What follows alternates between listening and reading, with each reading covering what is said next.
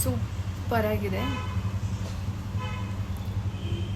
ಇದು bamboo shoot.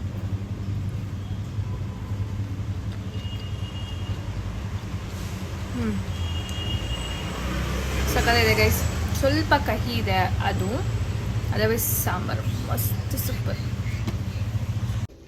Hi guys, ಇವತ್ತು ಊರಿಂದ ಇದು ಬ್ಯಾಂಬೂ ಶೂಟ್ ಬಿದ್ರ ಕಳೆ ಅಂತೀವಿ, ಇದನ್ನು ತೊಗೊಂಡು ಬಂದಿದ್ದೆ. ನಾನು ಫಸ್ಟ್ ಟೈಮ್ ಮಾಡ್ತಿದ್ದು, ಬಟ್ ಚಿಕ್ಕ ವಯಸ್ಸಲ್ಲಿ ತುಂಬ ತಿಂದಿದ್ದೀನಿ.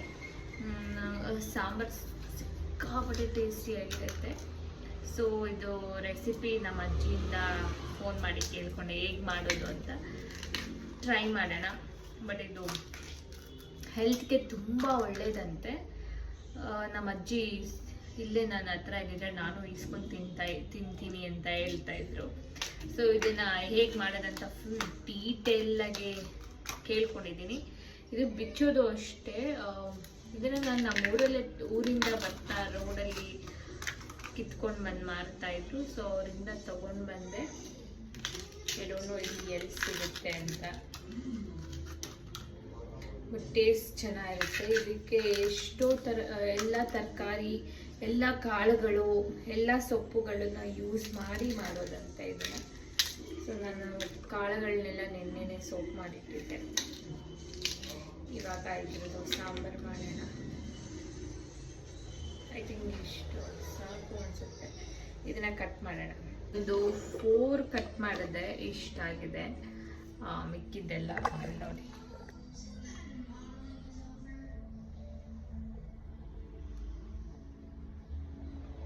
ಸೊ ಇವಾಗ ಇದನ್ನು ವಾಶ್ ಮಾಡಬೇಕಂತೆ. 10 to 12, 15 ಟೈಮ್ ವಾಶ್ ಮಾಡಬೇಕು. ಇದರಲ್ಲಿರೋ ಕಹಿ ಎಲ್ಲ ಹೋಗ್ಬೇಕಂತೆ. ಸೊ ವಾಶ್ ಮಾಡೋಣ. ಸೊ ಇದನ್ನೆಲ್ಲ ವಾಶ್ ಮಾಡಿದಾಗ ಈ ಥರ ಪುಡಿ ಪುಡಿ ಆಗಿತ್ತು. ಇಲ್ಲೊಂದು 5 ವೆರೈಟಿ ಸೊಪ್ಪುಗಳು, ತರಕಾರಿ ಮತ್ತು ಕಾಳುಗಳನ್ನ ತೊಗೊಂಡಿದ್ದೀನಿ. ಇದಿಷ್ಟನ್ನು ಫಸ್ಟು ಕುಕ್ಕರಲ್ಲಿ ಹಾಕಿ ಕೂಗಿಸ್ಕೊಬೇಕು, ಬೇಯಿಸ್ಕೋಬೇಕು. ನಾನಿಲ್ಲಿ ಕಾಳು ಬಂದು ತೊಗರಿ ಕಾಳು, ಅಲಸಂದೆ ಕಾಳು, ಬಟಾಣಿ, ಕಡಲೆಕಾಳು, ಡಬಲ್ ಬೀನ್ಸು, ದೊಡ್ಡ ಬೀನ್ಸು, ಹುರುಳಿ ಕಾಳು ಇಷ್ಟನ್ನು ತೊಗೊಂಡಿದ್ದೀನಿ. ರಾತ್ರಿನೇ ಸೋಪ್ ಮಾಡಿ ಒಂದು 5 ತರಕಾರಿ ತೊಗೊಂಡಿದ್ದೀನಿ. ಒಂದು 3 ವೆರೈಟಿ ಸೊಪ್ಪನ್ನ ಹಾಕ್ತಾಯಿದ್ದೀನಿ.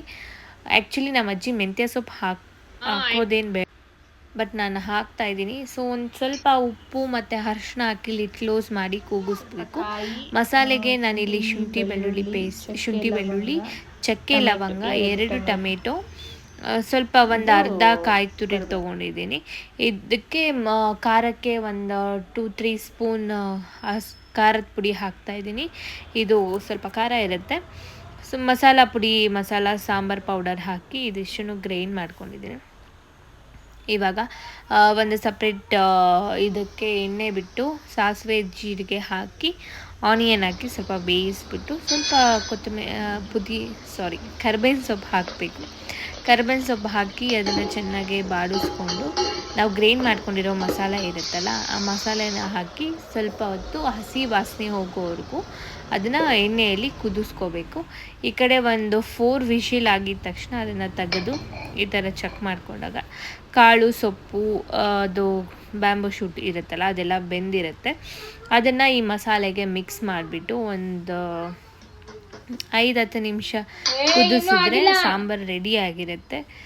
ಇದಕ್ಕೆ ಕಾಳು ರಾತ್ರಿನೇ ಸೋಕ್ ಮಾಡಿ ಇಟ್ಕೊಂಡಿದ್ದೆ ನಾನು. ಇದನ್ನು ಒಂದು ಸ್ವಲ್ಪ ಹೊತ್ತು ಕುದಿಸ್ಬೇಕು. ನನ್ನ ಪ್ರಕಾರ ನಮ್ಮ ಅಜ್ಜಿ ಮೆಂತ್ಯ ಸೊಪ್ಪೇನು ಹಾಕೋದು ಬೇಡ ಅಂದಿದ್ರು, ಬಟ್ ನಾನು ಹಾಕಿದ್ದೀನಿ. ಐ ಡೋಂಟ್ ನೋ ಹೆಂಗೆ ಬರುತ್ತಂತ. ನನಗೆ ಕಹಿ ಬರ್ಬೋದು ಸ್ವಲ್ಪ ಅಂದ್ಕೊತೀನಿ, ಯಾಕಂದರೆ ಬ್ಯಾಂಬೂ ಶೂಟ್ ಕೂಡ ಕಹಿ ಇರುತ್ತಲ್ವ.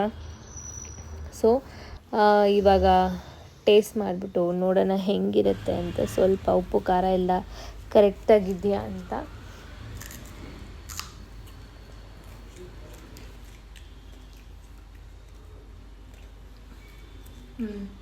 ಸೂಪರ್ ಆಗಿದೆ, ನಿಜವಾಗ್ಲೂ ಚೆನ್ನಾಗಿದೆ.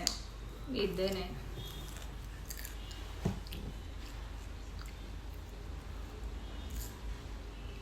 ಚೆನ್ನಾಗಿದೆ. ಸ್ವಲ್ಪ ಕಹಿ ಅನಿಸುತ್ತೆ.